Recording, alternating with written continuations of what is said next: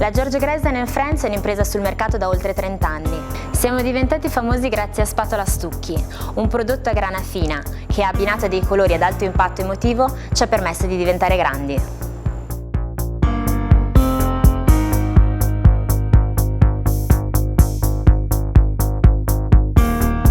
Abbiamo iniziato il nostro percorso all'insegna delle emozioni, ma un concetto sicuramente stabile nella nostra storia è quello della creatività.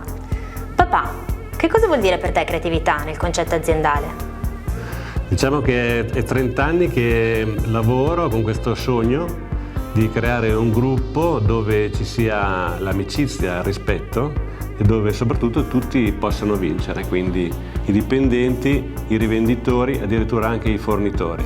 Questo era un sogno, oggi 30 anni dopo l'abbiamo concretizzato, ma il segreto per ottenere questo è divertirsi, quindi per divertirci dobbiamo creare ogni giorno qualcosa di nuovo e questo si vede assolutamente nei nostri prodotti. Interessante! E come si applica questo concetto di creatività con i nostri prodotti? Si manifesta perché io ho fatto solo prodotti che non sono seri, che non vogliono la ripetitività, ma vogliono la personalizzazione. Quindi abbiamo un prodotto che si chiama La Casa dei Sogni, già il nome lo dice, si applica con un guanto, con il movimento della mano, quindi molto personale.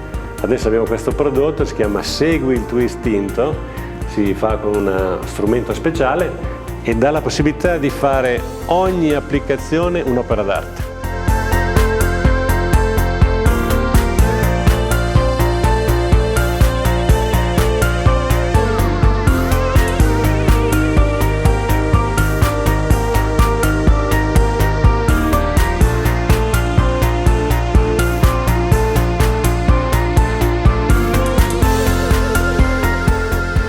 Mi sembra che abbiamo parlato di prodotti molto eleganti e personalizzati, ma a chi ci rivolgiamo con le nostre collezioni?